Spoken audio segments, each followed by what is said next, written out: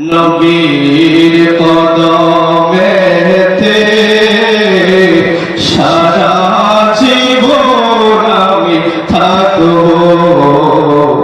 নবীর কদমেতে সারা জীবন আমি থাকবো। আশরাফি তারিফে হুকুকিল মুস্তাফার মধ্যে ইমাম কাজী আয়াজ লিখেছেন ফি তাযীমিন নবী সাল্লাল্লাহু আলাইহি ওয়াসাল্লাম বাদা মাউতিহি। তিনি একটা অধ্যায় দিয়েছেন বাবা যে নবীজির ওফাতের পরে নবীর তাযীমটা কিভাবে হবে।